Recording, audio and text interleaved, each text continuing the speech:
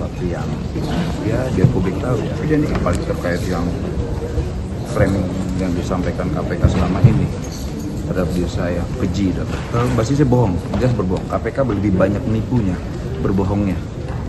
Dan harus dicatat, KPK ini digaji rakyat bukan untuk berbohong. Hampir semua kasus OTT itu operasi tipu-tipu. Bang, ke tengah aja kali, Bang.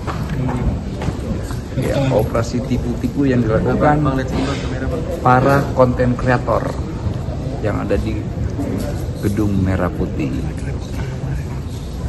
Ya kayak pertama saya waktu katanya di OTT, mereka bilang, Pak, datang Pak ke kantor saya. Mau ngapain? Saya bilang, ada klarifikasi mau dikonfrontir. Pas saya datang paginya saya di TSK ini. Kemudian, Pak, mobil-mobil Pak mana semuanya? Saya kasih mobil saya. Besoknya saya di framing 32 mobil hasil pemerasan. Kemudian lanjut lagi, Pak, kooperatif aja Pak, nanti ini dengan bla bla blanya. Besoknya saya di framing 201 miliar hasil pemerasan Immanuel. Makanya kita mau lihat pengusaha mana yang saya peras. Kalau KPK main-main dalam hal ini, jangan salahkan rakyat ketika rakyat punya cara tersendiri untuk mengatasi kelicikan dan kejahatan ini. Karena mereka selalu berbohong framingnya. Yang dia bohongin itu presiden, yang mereka bohongin itu rakyat.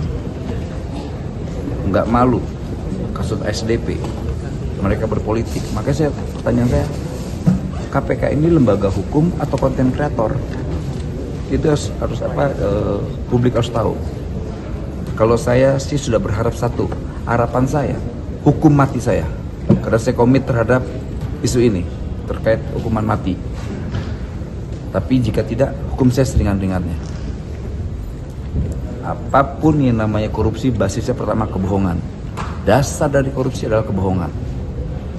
Tapi kita tetap akan hormati JPU, hakim, dan tempat ini. Karena ini kan tempat ini hasil dari pajak rakyat. Kita harus menghargai para pembayar pajak. Dan juga pesan nih buat Pak Purbaya nih. Bisa Pak Purbaya, modusnya hampir sama semua. Hati-hati Pak Purbaya. Sejengkal lagi nih, saya mendapatkan informasi A1, Pak Purbaya akan dinoelkan. Hati-hati tuh Pak Purbaya. Siapapun yang mengganggu pesta para bandit-bandit ini, mereka akan melepaskan anjing liar untuk gigit Pak Purbaya. Kasihan Pak Purbaya, ada pesta yang terganggu. Ya. Bang Mel, tadi kan Bang Mel ngomong kalau minta bahwa kalau memang bersalah itu akan diminta hukum mati. Hukum mati. Apalagi ini kan pas banget nih. Ada bencana alam. Bayangin, bangsa ini, negara ini sedang bahu-membahu mengatasi bencana alam. KPK malah apa? Dia meperangi negara ini. Moralnya di mana tuh KPK? Bangsa ini lagi bahu-membahu mengatasi problem bencana. Dia malah sibuk memerangi negara ini. Gila nih menurut saya. Oke, nanti banyak yang saya sampaikan lah.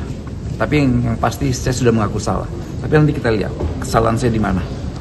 Kalau di dakwaan jaksa kan tidak terkait hasil pemerasan, tidak ada yang saya peras. Ini baca dakwaannya, tidak ada hasil memeras. Masa gembong dapatnya 70 juta? Maksudnya bilang, ini gue wamen apa staf wamen ini? Dapat 70 juta doang. Aduh. Bang, izin yang terkait partai dan ormas itu berarti ada aliran uang ke partai dan ormas itu? Pokoknya nanti kita sampaikan. Ya, saya tidak mau tahu.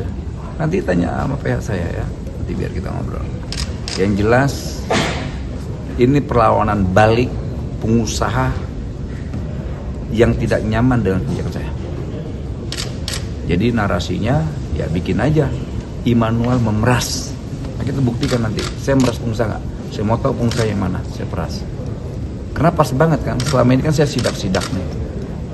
Banyak pengusaha-pengusaha yang melakukan pemerasan terhadap buruh dan rakyat. KPK kemana? Gitu. KPK kemana? Jutaan rakyat, jutaan buruh diperas oleh pengusaha kemana? Hari ini narasi yang dilakukan KPK terhadap diri saya, Immanuel memeras pengusaha. Keji, tapi ya nggak apa-apa. Saya petarung, walaupun hari ini saya seperti singa sirkus dikandangin, tapi suatu saat ya saya akan bantu kembali karena saya yakin bahwa Tuhan Yesus bersama saya. Oke. Terima kasih ya. Thank you Bang. Download Tribun X sekarang, menghadirkan lokal menjadi Indonesia.